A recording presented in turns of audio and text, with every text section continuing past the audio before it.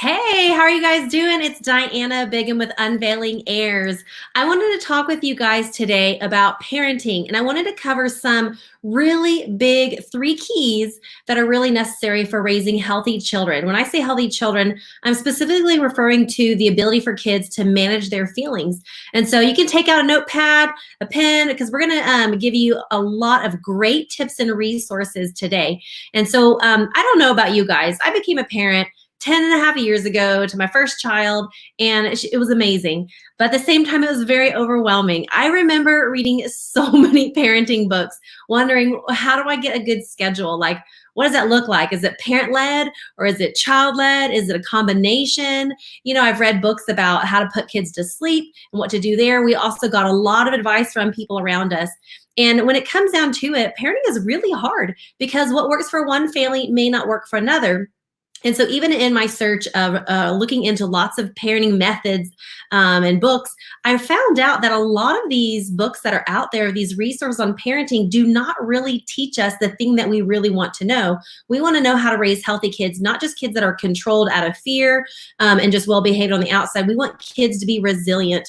And there's such a big rise of kids who are having really big struggles with depression and anxiety. And that's a very big deal. It's very concerning because this is the next generation. We want them to be healthy and we love them. These are our children. And so today we're going to talk about three keys to really helping build children who are emotionally healthy. They have great coping skills. And so I'm going to share with you a couple of resources. I'm going to pop them up on my screen.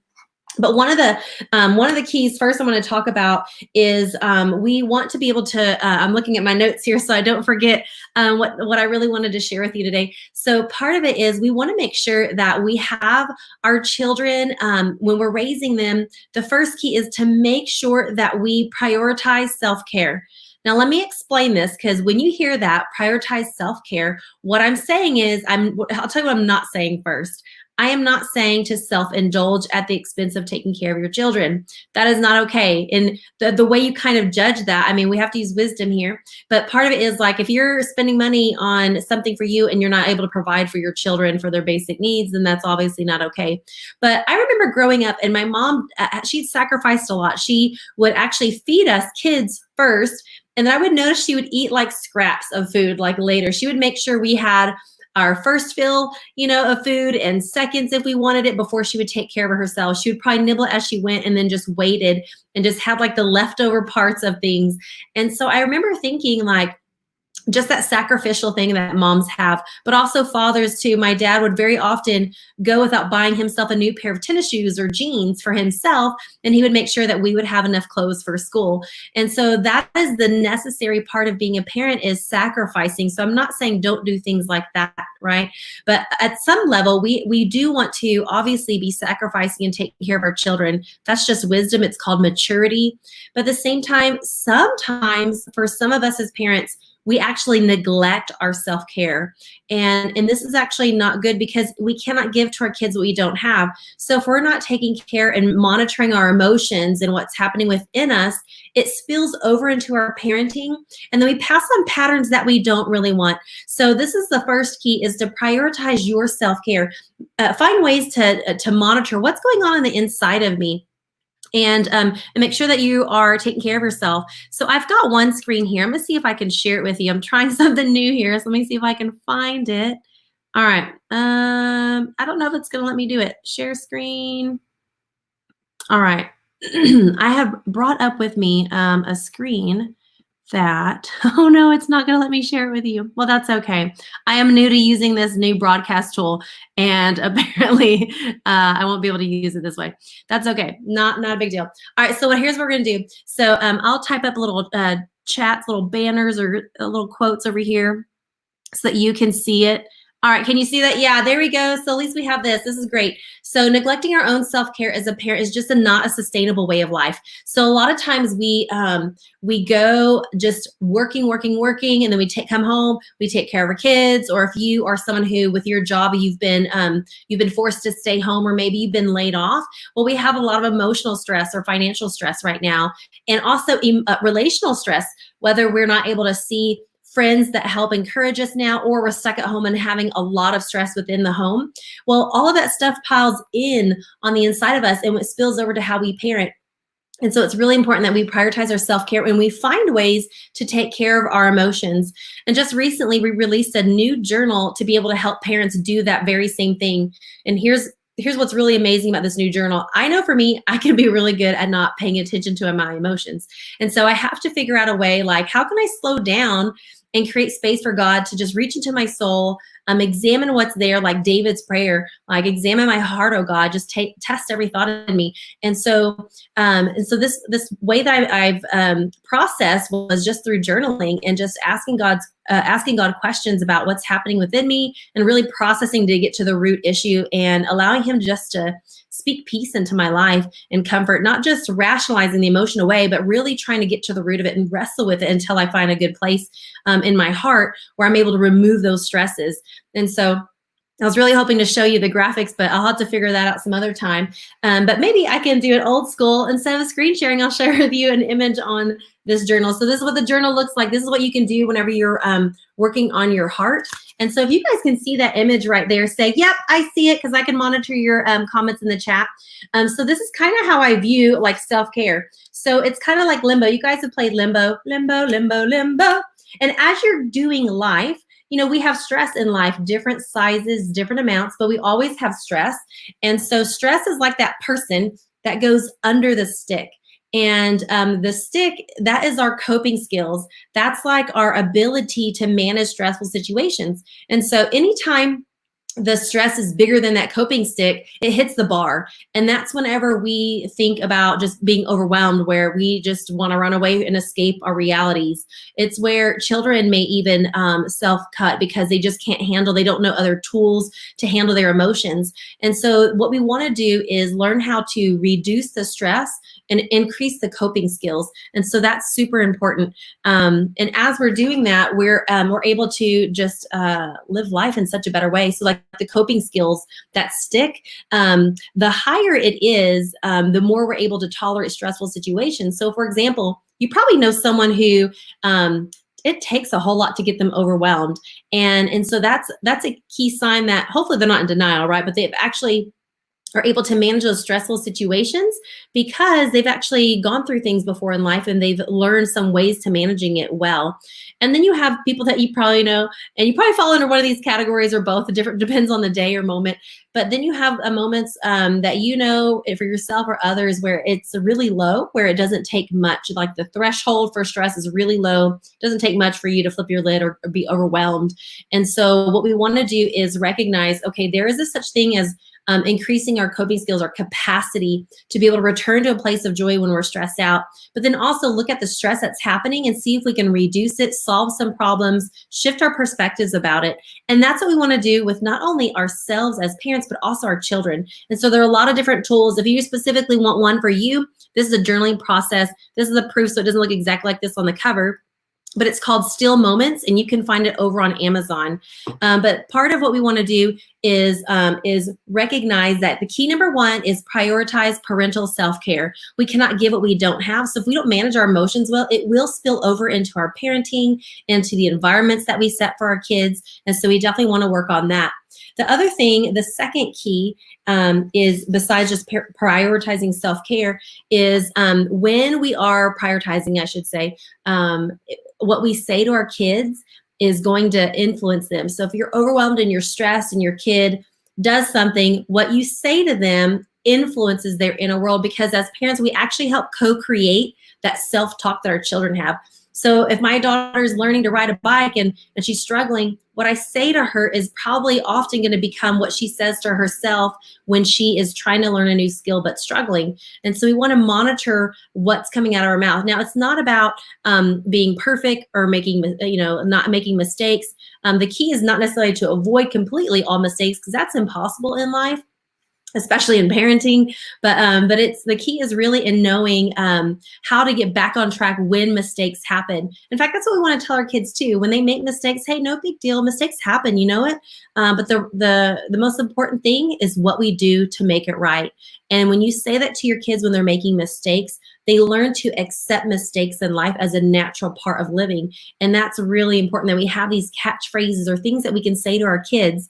In fact, if you're struggling, you're like, I don't know what to say to my kids sometimes when they're overwhelmed. And I'm just like, I don't know what to do there. If that's you, if you're like, I want to learn how to help my kids to build coping skills and I need to know what to say to them whenever they're struggling, then we actually have a workshop coming up May 25th. It's a 5-day workshop on learning how to raise kingdom-minded families, Christian homes where we're focused on not only just our homes being healthy, but also extending the kingdom of God. And so you can go to unveilingairs.com. You can see the link right there /workshop, and you can learn more information about that workshop coming up in just a few short couple of weeks. It's not far away at all. The second key is to make sure that we are very clear on our parenting goals and expectations. Now, I talk to so many Christian families, and a lot of parents are saying, this information is really great, Diana. I can't imagine what this would have been like if we had it earlier, but it's so helpful right now. And they often tell me they didn't have the example in their home on what that's supposed to look like. And so it's really important that we have healthy mentors and communities that are Christian, Christ-focused, that can give us these specific practical advice, like real world advice. Like, tell me, what do I do when my kid's throwing a tantrum? Tell me what I do when they're heartbroken and they're self-defeated and they're struggling with depression. What do I say to them? How do I approach this from a healthy way? Because maybe for you as a parent, you've had some really bad examples and you're like, I don't know what to do with that situation. Maybe you're a first generation Christian home, like you didn't come from a Christian home, or maybe you did, but it was done in a really unhealthy way where it's very legalistic and it's about routines and it wasn't very relational. So this is a very great community for you to hop into. Again, if you want to do the workshop, we're going to cover we're going to do an amazing brush over so many different things. We're going to talk about adult relationships. We're going to talk about marriage. We're going to talk about parenting, parental self-care, like your own self-care. So again, you can see the link right there, but we're going to cover a lot more of these things in that workshop. I just wanted to cover like 3 keys that are really important. So the second key is recognizing that we have to have really clear goals and expectations. Like if I want to travel, I can't travel right now, but whenever things are lifted around the world, if I wanted to travel somewhere, I have to not just to have a desire in my heart to go there. I'm not going to just one day end up from Fort Worth, Texas, all the way to somewhere in Ireland. And so it doesn't work that way. I have to plan for it. I have to know when I want to go, purchase the tickets, pack for it, and actually get on a plane to go and travel. And so the same is true with parenting. Nothing just happens. Like you don't just happen to have healthy, resilient kids one day. You want to be intentional. Emotionally intelligent children aren't born, they're built. And so we have to do it intentionally. So here's what we want to do is we want to craft some specific goals to make sure that we are achieving the goals that we set out to achieve. So if I want my child to be better at listening and obeying the first time I tell them, guess what? I'm going to catch them doing that very same behavior. And I'm going to praise them for that, and when they're not doing that behavior, I'm going to have moments to sit down with them one-on-one where they can save face and not have others around them. And we're going to have a heart-to-heart conversations. And heart-to-heart is really a connection, not a lecture, but I'm connecting with you one-on-one. And here's where I see the struggle is at in your life. And here's some of the things I'm going to say just to encourage you to get there. And catching your kids doing the things you want to see more of is really key. So I'm going to start praising them. Hey, great job. Thank you so much for listening, obeying with a good attitude. That just means a lot to me, kiddo. And so you want to make sure you're doing it in a non-patronizing way. It has to come from authenticity because it's about the health of the heart. And so having clear parenting goals, knowing where you're going is really important. But of course, some parents don't have that experience of that healthy childhood, so they're going to need some direction. So if that sounds like you, I'm telling you, this is going to be an amazing workshop coming up that you're going to want to be a part of. And so I'm going to pop that link right up on the top right there. And so if you're like, I don't know if I can make all of those videos live those 5 days, no big deal. It's recorded in that Facebook group. So you can catch it and watch it again. And you can post comments because I will be active in that group. And so you basically get 5 days of free family coaching in a group setting. And I'm going to be able to help you through a lot of different topics, just covering how do I raise a really healthy Christian home. We're going to cover your own self-care. We're going to cover topics in parenting, marriage, all kinds of things, and how to equip children to evangelize in a simplified way. It doesn't have to be really weird, and you can make it really simple. So that's a really amazing workshop that you will probably want to be a part of. Now, if you have really little children, like let's say your kids are 6, 5, 4, 3, 2, you know, like really little babies, like toddlers, then there's actually an e-course that you can grab a hold of that is available right now. I actually took all of the information that I learned from counseling children, had lots and lots of 3 and 4-year-olds who would be at the brink of being kicked out of daycare. In fact, probably were kicked out of daycare and they came in and had a lot of struggles. And so if that's where you're at, you're like, man, I have a child that's constantly having tantrums. If it's not due to some kind of developmental delay, then there's actually amazing strategies that are going to be so effective. And so right here, I just have a link at the bottom. That one's called Raising Sweet Peas. I actually have a workshop. I was hoping to share with you my digital workbook that I've created. I've taken everything that I've known in my treatment processes and I've put it into this e-course. And so it's incredibly thorough, but you can look at that. It's Raising Sweet Peas, for your sweet peas, a play on words, .com. But that's going to have 6 video lessons, lots of practical applications, and a workbook that you can kind of go through, and you are able to work through and apply that to your kids in parenting. So you're welcome to pull that up and ask me some questions about that as well. So now I want to pop this on one more time because I think this is really important. A parent's job. Here's what our job is overall. Our job is to help our kids learn to take care of their emotions without us being triggered ourselves. Boy, that's a tough one, isn't it? Sometimes it can be really challenging. I know some buttons we have are like, man, when our kid's whining, or where you feel like you have to tell your kids something 10 times before they listen. And so if you're like, that one's really hard, Diana, I know. And I wish I had my graphics. So I wanted to share it with you. I actually may have it right here. So I love talking about emotional traffic signals. So I've actually developed a really simplified way because I think like a kid and I think very visually. So I make it very simple for you guys too, because I need things explained in very simple terms, please. So imagine a traffic signal. You've got red, yellow, and green. And there are ways that you can view your situation in parenting, whether you're in red light, yellow light, and green light. And based on where you're at, this helps simplify your decisions where you're like, you know, there's moments where you're like, I don't know what to say to my kid, or what do I do right now? Do I punish them? The consequences I'm coming up with are ineffective, or they're not either ineffective, or I don't know what to give them as a consequence to make this thing work. And so based on where you're at in the traffic signal, we actually talk about that as well in Raising Sweet Peas especially. And I have it in this book right here. So we talk about the red, yellow, and green emotional zones, so you know what to say. So red zone is when like your emotions are really high as a parent, and it doesn't have to be anger. It could be nervousness, anxiety. It could be being just overwhelmed.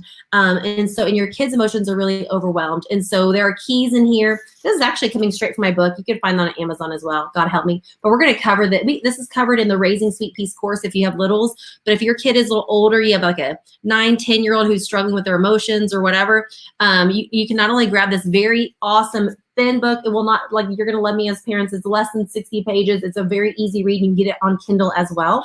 But I tell you the strategy, and it's also on our podcast too, where I talk about emotional traffic signals. But on here, we're talking through like, how do you know what zone am I in right now, and what should I say? Because there's different goals on each zone. So if we're in the red zone, the key is, what's that? Prioritizing self-care. That was key number 1. So the key is for you to take a break in love. So be careful what you say to your kids when you step away in love, but you just need a break. Because you want to make sure that you're managing yourself really well. And then when you have enough capacity and composure, and that's about building capacity, it's so important. And then we're moving into the yellow zone. Our priority there is coping skills, and we want to find a way to strategize. How do I boost my child's coping skills in that moment? And we talk a lot about that in so many different areas. And then in the green is where we're actually, that's where we want to have those, continue to have heart to heart with our kids. That's when they're teachable. That's when you want to give the consequences. If it requires consequences, you're going to follow through with something right there. The problem is we usually skip yellow, or we take a bait for a power struggle in yellow, and we pop back up into red, and we're really having difficulty connecting with our kids and actually helping craft coping skills in our children. And so, because we're too quick to either take a bait for a power struggle or enforce a consequence and have this punitive model of parenting our children. And so, yes, I am a firm believer in having consequences and rules and following through. But there's also a place where we need to make sure that we are monitoring our children's ability to manage their own emotions in healthy ways. And so that's going to be very important. And so I have a tip right here on the bottom of the screen. You can catch that. It says focusing primarily on rules, controlling your child, and not prioritizing your connection with them will likely cause your child to rebel against your rules and your relationship. So I've heard this statement from a really wonderful friend of mine who said, rules without rebellion, rules without relationship equals rebellion. And so what that means is when we focus a lot on rules and controlling our child's behavior, as much as we want them to obey and be obedient, if we just focus on that and not focus on being relational with our children, then what happens is we're sacrificing the relationship. And when we do that, we're actually trying to focus on external motivation. So my kid will only behave when I'm around, but that's not what we want. What we want is for our kids to be internally motivated. So there's a new and different way that a lot of parenting methods do not teach. They try to focus on outcome only and not focus on long-term outcomes. So yes, maybe there are some effective parenting strategies in terms of controlling your child's behavior, but not in the long run. It's going to be more short-term, whether it's shaming kids or controlling them with fear or whatever it looks like. And so we want to make sure we're doing things in a healthy way that's really nurturing the relationship and their heart, because this is so important. Positive behaviors in your children, that's just a natural byproduct of them having a healthy heart.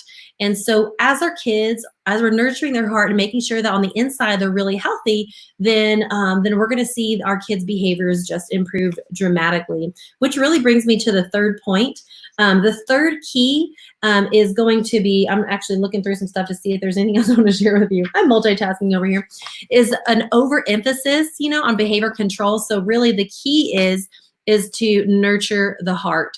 If we focus on, and I'm not saying just have kids that have, good self-esteem, and we become enabling parents. That is not what I'm saying. What I'm saying is that when we focus on making sure they're healthy on the inside, they have a healthy perspective of problems, they're able to know how to manage their emotions, we didn't sacrifice our relationship with them, we still have a foothold in their heart.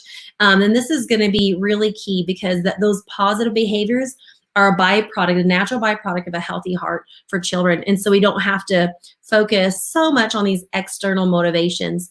Sometimes we have to start there, but making sure kids have a really healthy perspective about themselves, their situations, their relationships and people. When they have a healthy life, like we're renewing their minds, like we're starting at birth, we're really just trying to raise them up where they have a healthy heart, healthy perspectives, then it's going to be really important. Whereas sometimes Mama Bear gets provoked or Daddy Bear, whoever's watching this.